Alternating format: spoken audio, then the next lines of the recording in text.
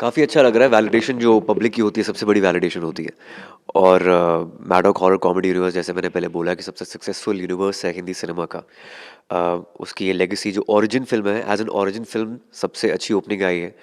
और इनफैक्ट सबसे अच्छी opening for the, I think number 2 opening आई है after 3-2 in the Maddock horror comedy universe. तो अच्छा लगता है। एंड मेरे लिए सबसे बड़ी फिल्म है लाइफ की। मेरी सबसे बड़ी ओपनिंग है और होपफुली मेरी सबसे बड़ी फिल्म भी बने। हमने ये सवाल पहले भी पूछा आपसे, क्या था सर इस स्क्रिप्ट में, क्या अच्छा लगा था जो आपको बहुत अट्रैक्ट हुए थे आप इस। ये फिल्म में मैं अपने जो जेनरिक किरदार मैंने निभाए हैं मैंने पहली वाली फिल्मों में, जो एक गाय नेक्स्ट डोर होता है, वहाँ से जो उसका ट्रांजिशन होता है टूवर्ड्स बिकमिंग अ वैम्पायर और सुपर हीरो लाइक कैरेक्टरिस्टिक्स, वो पहली बार मैंने किया है। तो उसके लिए बहुत एक्साइटेड था, क्योंकि मैं इस यूनिवर्स का बहुत बड़ा फ़ैन हूँ। और जो मैं चीज़ देखना चाहता हूँ पर्दे पर, वही मैं वैसी फिल्में करना चाहता हूँ। बट आपको ये यकीन था ये सिक्सर मारेगी और इस यूनिवर्स को भी, अब तो मडोक में भी सबसे बड़ी फिल्म ये हो गई है। ये आई थिंक ये दिनेश विजन का काम है, कि कितनी ये फिल्म करेगी, क्या करेगी। मैं एज एन एक्टर, मुझे एक्साइटिंग लगी थी स्क्रिप्ट, तो मैंने की है। एंड जो कुछ हो रहा है, that's like cherry on the top. आमा, तो आमा 2 की तैयारी शुरू हो रही है। आई थिंक थामा 2 से पहले, जैसे डीनू ने बोला है कि भेड़िया आएगी। और मैं बहुत एक्साइटेड हूँ कैसे अलग अलग कैरेक्टर्स आने वाली यूनिवर्स की फिल्मों में आपस में मर्ज करेंगे और टकराएंगे।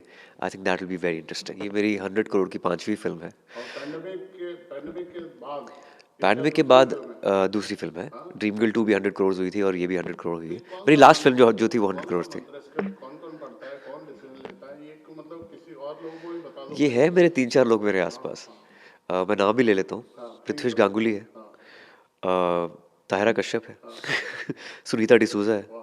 अब तो वंदना शर्मा भी है। हाँ, तो मतलब इन लोगों के नंबर और लोगों के पास भी आएंगे या आप ही के साथ ही भला अगर करेंगे। आपने इनसे कांटेक्ट करना है किसी ने स्क्रिप्ट से स्क्रिप्ट चूज करने के लिए, तो आप हाँ, पूछिए एक इनसे। एक दो लोगों को तो मैं जानता कनुप्रिया हूँ। भी है, ऑफ कोर्स। हाँ कनुप्रिया का नाम कैसे भूल सकते हैं। हाँ। कुछ यूनिकनेस मैं हमेशा किसी फिल्म में देखता हूँ कि कुछ नयापन होना चाहिए। हम्म, जो जिस सब्जेक्ट पर शायद हिंदी सिनेमा में कुछ बना ना हो पहले, वो उस वो सब्जेक्ट में करना चाहता हूँ हमेशा। और बेताल के ऊपर कभी कुछ बना नहीं था। विक्रम बेताल की कहानियाँ हमने दंत कथाएं सुनी हैं काफ़ी पहले, लेकिन पहली बार कुछ बेताल पर फिल्म बनी है। और ये अच्छी लेगेसी है जो यूनिवर्स को आगे लेके जाएगी।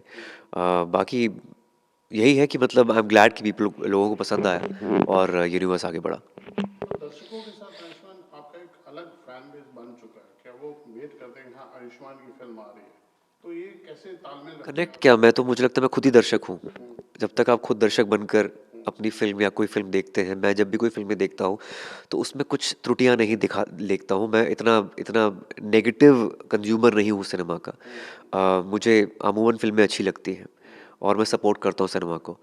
और जब तक आप खुद दर्शक बने रहें और वो मासूमियत रखें अपने अंदर जो एक आम इंसान में होती है, तब तक आई थिंक मुझे लगता है कि आपका कनेक्शन बना रहता है दर्शकों से। हाँ, मुझे लगता है पोस्ट पैंडेमिक मैं एक बड़ी फिल्म करना चाहता था, स्पेशली एक फेस्टिवल रिलीज फिल्म करना चाहता था, और थामा दिवाली के वक्त रिलीज हुई है।